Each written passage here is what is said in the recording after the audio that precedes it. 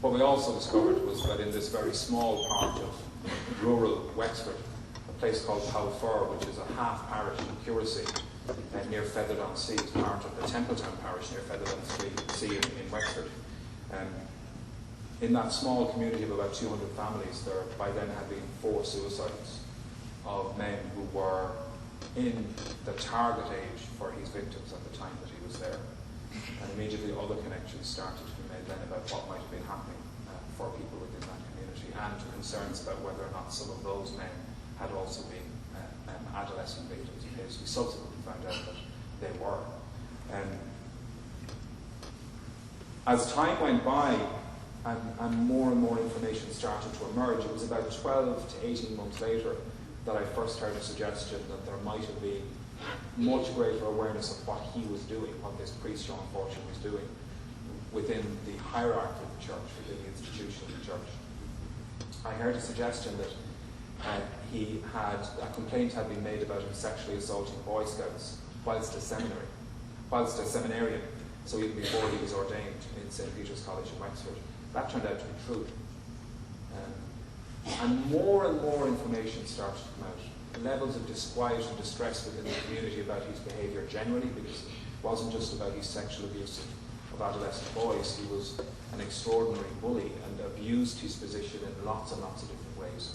And then I discovered that complaints had been made to bishops over a number of years, that those complaints had escalated to the point where delegations visited the papal nuncio, where letters went to the papal nuncio.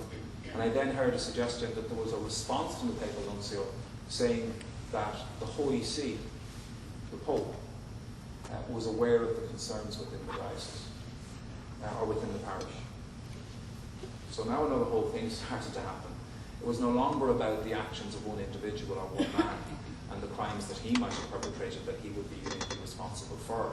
There was now the suggestion that what was then the most powerful organisation and institution in this republic had a full understanding of what he was doing and had covered that up. We subsequently found out, of course, through the Ferns inquiry and other investigations, that the church had known, that lots of people had known, but there had been widespread knowledge within communities of what was happening, not just in this case, but in many other cases. We found out that, yes, indeed, there had been complaints made against him for sexually abusing Boy Scouts, 12 of them together at the same time, whilst he was a seminarian. And that the result of that complaint was that the Catholic Scouting Association barred him for life from that association. But the church went on to ordain as a priest within a year. There were literally dozens of complaints against him to the Catholic Church over very, very many years.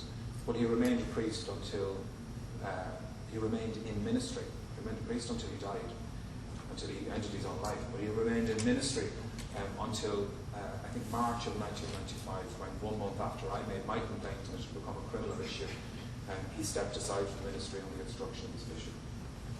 What's significant about that was that it's an example of how a response to child abuse in the context of church, I don't just want to focus on church and how we talk about this, was entirely reactive, it wasn't proactive. That responses, when they were necessary, were forced. They weren't about addressing or dealing with difficulties when the difficulty became clear. They were about covering up, about denial, about self-protection, about the protection of the institution, about the prevention of scandal, this thing that the church has feared more than anything else across the 2 millennia of its existence. But they were not about child protection. He remained in ministry as a priest, as manager of a national school, as a teacher in secondary schools, up until the guards went to the bishop looking for a statement. The bishop, by the way, refused 3 times to cooperate with the investigation or make a statement to the guards at all. That was back in 1995. And in the end, never made a statement to the criminal investigation. I say all of this just to try and set the scene a little bit, and the reason why I do it is because you're also damn young. It's been 15 years, 14, 15 years now. This was brought home to me recently when I saw a letter in the Irish Times where this debate about the future of the church and the church's survival was up, and somebody who was 19 wrote in and said, people seem to forget, all my life this is all I know. can the church recover its reputation? This is all I know. I don't know anything other than suggestions of cover-up and corruption and denial of priests who have offended against children, more importantly bishops, and a hierarchy at every level that's covered it up. This is my experience. And it was quite a shocking moment for me because I realised quite how long it's been. But also that people's experience and understanding of this history is, of course, based on your experience of it. So it's within the context of the time that you've come across all of it that you relate directly to it. So I just wanted to set that scene a little bit. What I think it might be useful to talk about today, and then we'll open it up and see where you want to get, are questions even beyond church, and I think that's really important. For me, one of the things that really drove me in taking the action that I took was that I felt that we needed to take collective responsibility as a society for how this had happened within our society. That yes, those who had various levels of responsibility needed to be held accountable, and accountability really matters, for their action or inaction, deliberate or otherwise, but that if we were to understand how this happened, we needed to understand how we had allowed it to happen. And what I mean by that is if we look at the idea of Ireland as a country, in political terms, how we exist, how we're constructed, we are, as I'm sure you know, a republican democracy.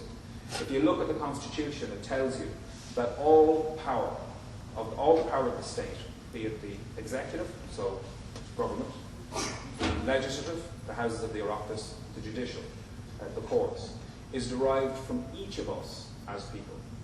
So the power, what happens in this country, happens through power that we defer onto those who we have decided to defer that power. So what the state does, we do. We are the state. And it's important to recognise that model. Now, I would contend that we're a very long way from realising that. And there's an awful lot that we need to do to get to the point where we make that real. But if we're to even get to that point, it's hugely important that each one of us realise that we have power and influence, at least in theory and in law, because it's in our Constitution. And therefore we have a responsibility to recognise the impact that we can have in our society and in our world. Nothing ever changed in the world that was the result purely of leadership. Real change happens through the concerted action of individuals, ordinary individuals, people like you, people like me, people who decide that they're outraged enough by something or care passionately enough about something to try to do something about it. And that's the real force for change that exists in the world. The power of the individual to speak out in an impassioned way, based on conviction, based on truth, based on a belief that things should be different, and to bring others with them to create that change. The President listed off all these city award things that happened over the years, and it always struck me, the first time I got one of those was the rehab thing back in 2002, I think. And I remember getting a call, because I was still living in London then, and I was commuting over and back quite a lot, because we established 1 in 4 in the UK back in 1999-2000. And then we were looking to set it up here as well, and I was coming over and back quite a lot, and I was coming from the airport into town, and I got a call from rehab to say it. And I was like, okay, grand. All right, now I think that has value. We can do something with that. That it would be significant if that award were to come at a time when Ireland was going through, because of this issue, such turmoil, and it was such a difficult period for us as a society. But not long afterwards, I found myself sitting in Bewley's in Westmoreland Street, which is no longer there. Our offices are actually now over Bewley's in Westmoreland Street, so I'm back there again every day.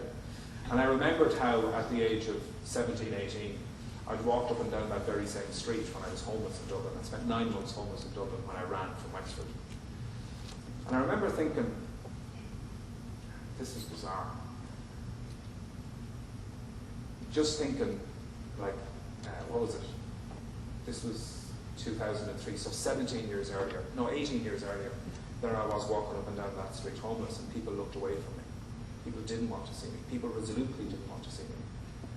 Or when all of these things were happening to me, people just didn't want to see what was happening. And here I am now in 2002, and they want to give me an award.